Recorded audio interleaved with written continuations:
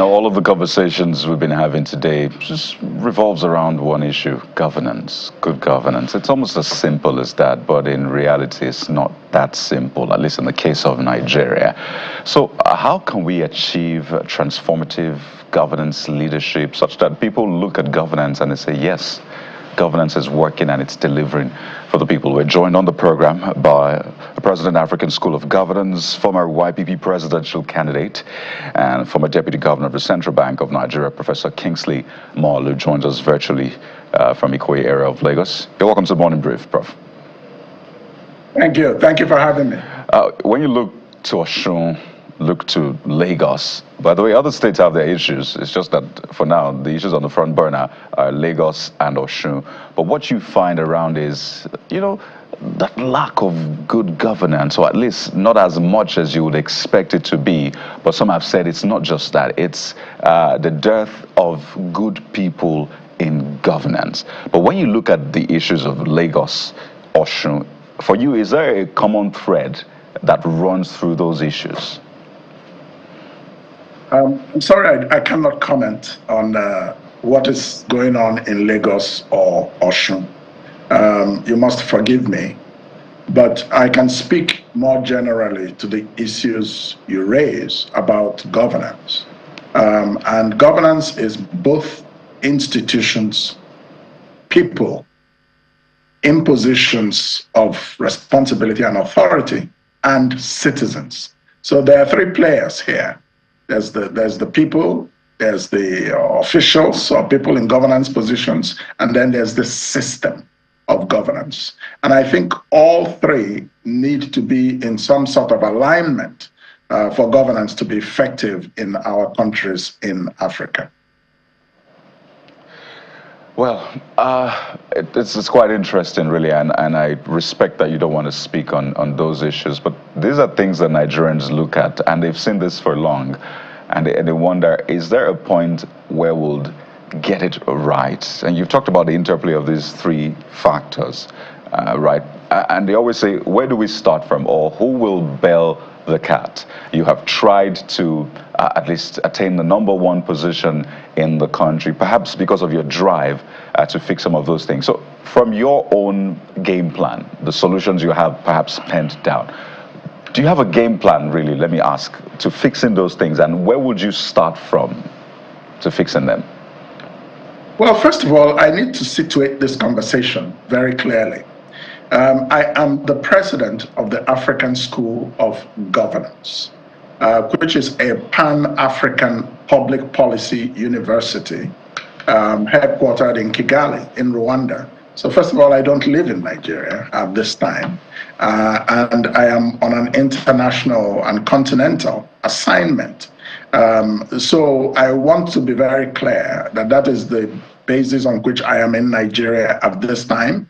I'm here on an official trip to promote student recruitment to the African School of Governance, to our Master of Public Administration, our MPA programs, and our executive education programs. So I am no longer engaged or involved in Nigerian domestic politics. So I just want to be very clear about that. I've made it clear that I've left politics. And so if you're asking me what's my plan to solve Nigeria's problems, I can refer you to the plan I had, which is past tense. Which was my question exactly, Prof. Did you have a game plan when you wanted to run for office? Oh, yes. And it's okay. I understand politics in Nigeria can be quite tricky. Yes. I'm sure now you are more settled where you are compared to when you were running for president. I'm sure there's a stark difference between both. Well, yes. Definitely. First of all, when I was running, I had a plan. I wrote a book called Build, Innovate, and Grow Big, My Vision for My Country. And in that book, I spelled out very clearly how to deal with issues of leadership, how to deal with issues of governance, how to deal with issues of the economy, how to deal with issues of gender empowerment, how to deal with issues of the diaspora, how to deal with foreign affairs. So I laid out a clear gamut. But that's in the past. But the book is there for anybody who wants to get it. It was published by Bookcraft, and so I would recommend it to people who are interested in questions of governance. But now, from where I sit now, I am engaged in governance education, leadership education across the continent of Africa. That's my current role because, the ASG, the African School of Governance, was co-founded by the president of Rwanda, President Paul Kagame, and the former Prime Minister of Ethiopia, His Excellency Haile Mariam Desalegn, and a number of other African leaders. And they invited me to become the head of this institution as its president and vice chancellor.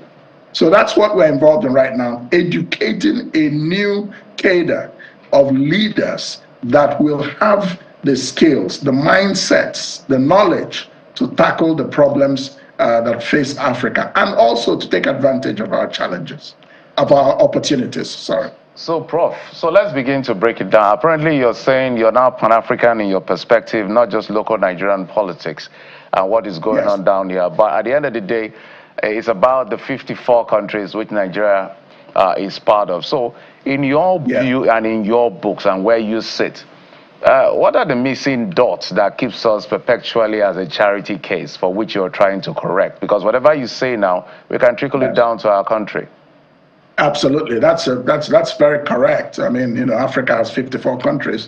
Nigeria is certainly one of them, and so the solutions, the leadership, and the training and the capacity we're trying to instill in those who will be our students from September certainly will be applicable across the continent. Now, the issue, as I see it, first of all, is that there is a clear absence of governance and leadership education. Because all the problems we have in Africa, the conflicts, the poverty, the ethnic irredentisms, the identity issues, all of them come down to an absence of leadership and governance capacity. So the more we train people in Africa on what leadership means and how to lead, the more we train people to be purpose-driven leaders with a mindset, with a worldview that is, takes cognizance of our African situation, not training them as if we are in Europe, or as if we were in Asia, but training them in the African context to be able to actually solve our problems. That question of education, for me, is primary. Let me tell you what it does. It does many things.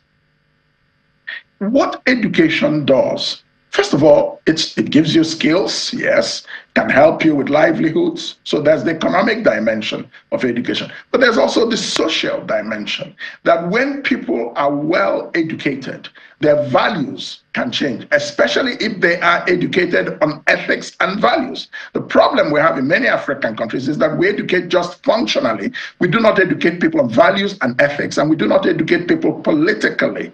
That as citizens, here are your rights. You have a responsibility to demand accountability and good governance. And here are the standards of accountability and good governance. So if, for example, you're in a democracy, when you vote, you should be looking for who appeals to you based on these standards. But no, most people in African electorates are illiterate. So they're not voting based on informed choices. And when you have a so-called democracy functioning in such a manner, it can never produce the kind of leadership that can be transformative. So I find mass education very essential for African countries. And anybody who is a leader who wants the progress of his or her country must focus on mass education of the people so that the standards rise. Everybody understands things at a certain level, minimum level. But that's not what we have today. And so, Prof, that's why you are here. That's why we brought you. This education that you talk about is continuing, is ongoing even as we speak. And so there's no way we can have this conversation without narrowing it down to specifics. And when I talk about specifics, I'd like you to speak to perhaps borrowing from your plan had you become president that you said you had documented in a book. So when I talk about specifics now, there's this ongoing conversation about the president having spent more time marketing Nigeria abroad in foreign trips than time with his cabinet. 37 foreign trips as against 23 Federal Executive Council meetings, which has now, according to reports, reduced as against the number of FEC meetings that used to hold under President Muhammadu Buhari, and former president rather. And so some would say that, okay, this is the culture of Nigerian presidents, that former President Olusegun Obasanjo traveled more than any other president. But if you looked at, from your experience on the continent, the African democracies that work, is this the culture, that led to the transformation of their socioeconomic and political systems? So what would be the template that you would be recommending, Prof? Yes, I want to remind you again that I'm in Nigeria on an official trip as the president of the African School of Governance. And I would be very happy to talk about the ASG and what we are trying to do. I'm not really here to dissect the political issues inside Nigeria. That's not, and I really will not want to get into those kinds of specifics. But if you want to speak more generally about the continent, I can say that what is required for leadership to be effective in our countries is vision. You must know where you want to get to for you to be able to get there. If you're perambulating about aimlessly, if you are just enjoying being in power and the benefits or the whatever advantage you think it confers on you as an individual, without having a very clear vision and being very selfless in mobilizing citizens towards that vision, there must be a clear plan.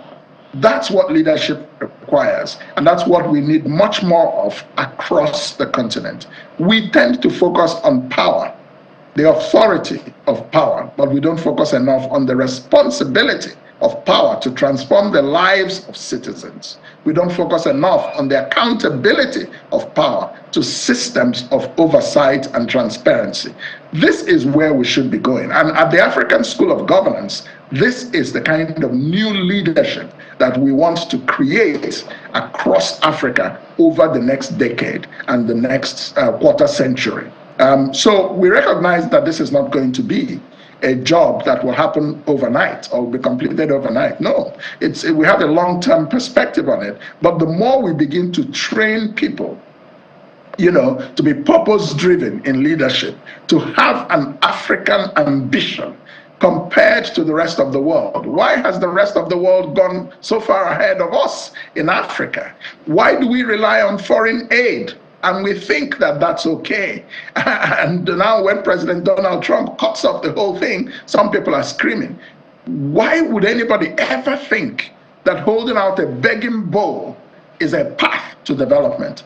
It's just mental and intellectual laziness and leadership failure. This is what has been going on across Africa. But now they're getting a very big wake-up call. Take care of yourself. Nobody else will. Organize your society to be productive and to be prosperous. That's your responsibility as a leader. And for the citizens, you have a responsibility to demand that. But there's still a problem, the education factor. When people are not educated and they don't have the right value systems, they vote in democracy, or what we call democracies, for the wrong reasons. They may vote for ethnic reasons, they may vote for religious reasons, their votes may be purchased, and when you have that sort of situation, it's not really a democracy.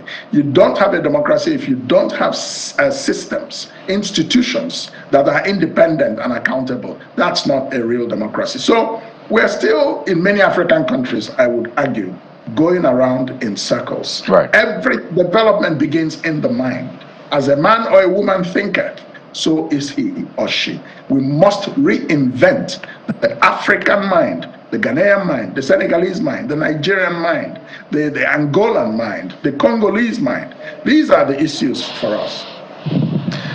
Very germane issues indeed, and it'll be great to see the kind of knowledge that will be passed on to people who enroll at that school, because Africa clearly can be so much better. Well, thank you so much for your time, and wish you the very best with the, what I call it, recruitment drive, no? Or admission drive for the African School of Governance. We'll be speaking with Professor Kingsley Moghalu, who's the president, African School of Governance, former YPP presidential candidate, who, by the way, is now more Pan-African in his view. So don't call him a Nigerian politician, at least at this point.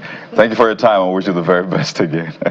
Yeah, thank you. We have a recruitment and information session at the Wheat Baker Hotel this morning. And if you're interested, you're invited. Thank you for your time. Thank you. We'll take a quick break now. When we return, we'll still have a lot on our plate. We're talking employment or unemployment, as the case may be, and so much more. Food is also there. Stay with us.